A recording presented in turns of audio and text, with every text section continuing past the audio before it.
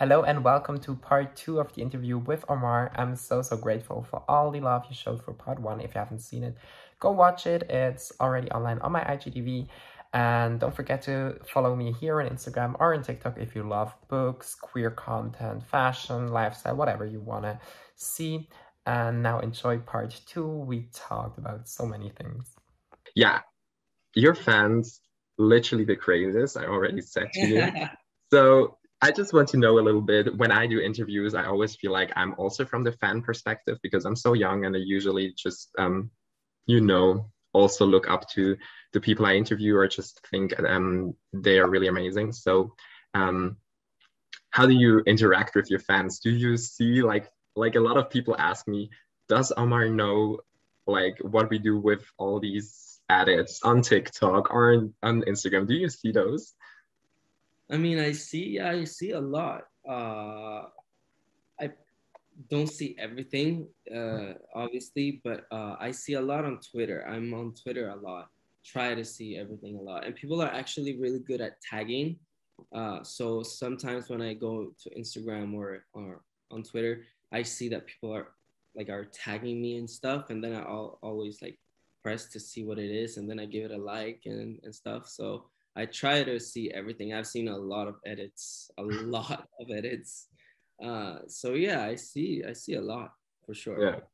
Yeah, no, just because after I announced the interview, now my For You page on TikTok looks as like filled with all these edits of you. And I'm like, oh my God, it's crazy. That's like so many videos. Yeah, Yeah, that's fun. yeah. That's Um, but what like did something change in your life? Because now you're like before the series, I would say you were like you were well known in Sweden, right? And like in the Nordic part of Europe, maybe, but like not globally, if I can say so. Um, yeah, sure. but now, like, I have the feeling that like literally everyone knows who you are. So how do you deal with that? Like, just being famed from one day to the other. I mean, the only thing that have changed drastically is probably just like on social media. Uh, but my life is still literally the same. I think it is because I still live in Sweden, and since I was 14, I've been doing music and doing like TV shows and stuff here in Sweden. So basically, like a lot of the people here in Sweden know about me and my band from a few years back. So I don't really feel like a change when I walk in the streets here in Sweden or anything. It's literally the same. I think it is a little bit more people that like come up to me and say like, "Oh my gosh, I saw you in the series. It's amazing." I'm like, "Oh yeah, thank you." A few pictures a day, but that is just so much fun. But nothing else has really changed. I feel like I'm working a lot in the studio and trying to make like my first album that I really want to make. Um, but social media is crazy. I heard from Edvin. He flew to Paris like 2 weeks ago or something, and he told me actually yesterday like people was running after me. Like I can he was imagine. I can totally talking. Like, imagine. he hasn't done music or anything. This is like his first time, having people that really love him and love what he's doing. So for him, it is like the first time ever. I'm like his older brother that is telling him like, be careful with this. Like, you can't say no to people if you really want to say no, or if you feel uncomfortable or scared whenever you're like walking on the streets or whatever. Like you have to like protect yourself. I'm really protective over the people that I care about. So for him, it was like really like this new thing. Like he was walking in Paris and people were like screaming after him. And he was like, Omar, oh my God, like I'm at this hotel and there's a lot of people outside the hotel. I'm like, bro, you cannot say where you're staying on your trip.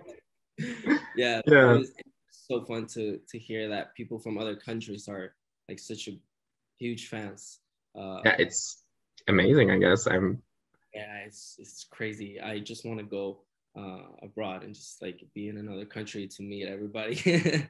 Yeah, cool. Yeah, I mean, got a lot of fans, obviously, from Germany and from Switzerland. Like, they were asking, are you planning to visit any of those countries? I have to ask that because, like, the fans were literally begging me. I was crazy. Like, some people were even DMing me, like, they were texting messages and, like, trying to find someone even emailed me. And I was like, who found my email address to email me what I should ask you? I was like, what the fuck?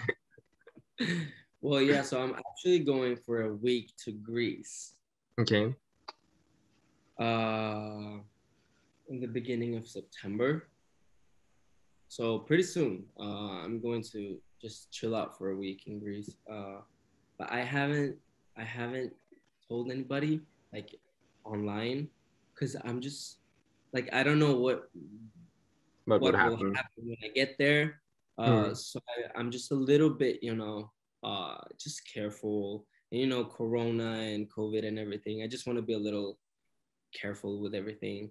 Yeah. But I think when I arrive and when I get there, and one day if I'm in the city or whatever, I can just like go out on like people will see that I'm in Greece. So hopefully I can meet some people when I'm there for sure. Cool.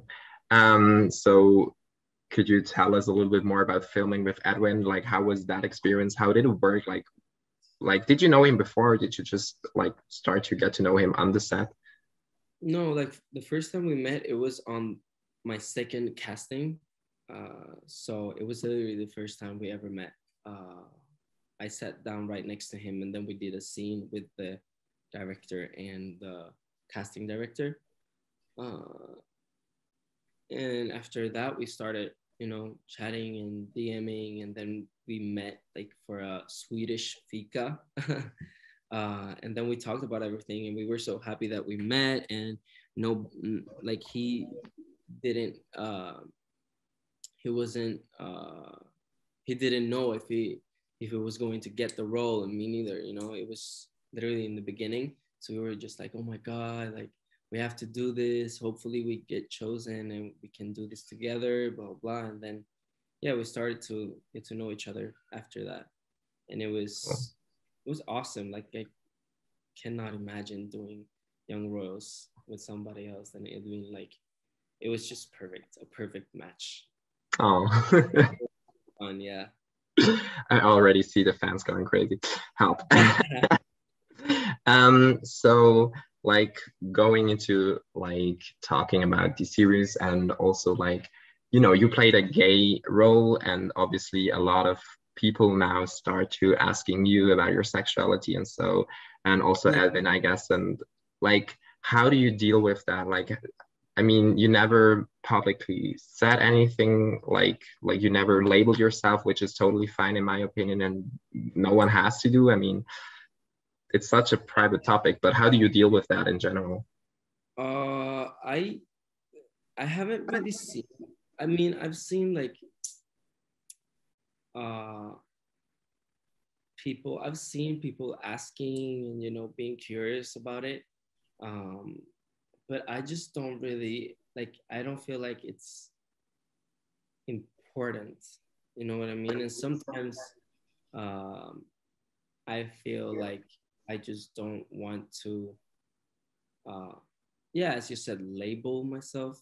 And it doesn't mean that I'm this or that. It's just, I'm a human being, and everybody goes through a lot of stages and a lot of stuff in their life. So I just don't really think about that so much. Like I feel like whenever I fall in love, I'll fall in love with that person, and it'll be great. So I feel like I kind of think about it like that. And I mean, I don't want to like close any doors. Like, what if I say that I'm gay, and then someday like this girl walks up to me and she's like super cute and she's like super nice, and I don't want to like close any doors. What if I can fall in love with with that girl, or reverse, if I ever meet a guy or whoever. Like I just hate closing doors whatever I do when it comes to clothing, music, my sexuality, my everything. I feel like I'm like an open book. I don't want to close anything. So yeah. I love that. I mean, that sounds really great. I mean, and also good for you. I mean, you can have all the options that you want and don't have to, like, I think like so many people were asking that in the comments, and I was like telling a lot of them, like, I don't think I really want to ask him because that's not our business. And it's like such a private topic. I know that by myself. I hated those questions years ago, and I know that it's just private, and if you want to talk about it, then you could, and if not, then you don't have to. So totally fine. Thank you so much for watching the interview. I hope you liked it. Omar was, as I already said so many times, so nice, and there will be a part 3 and 4, so don't forget to follow me to see those as well. And if you like books, even better, because I have a lot of book content as well. And yeah, have a wonderful day, and tell me in the comments which was your favorite moment in the interview, and then we'll see us in my stories or in part 3 and 4.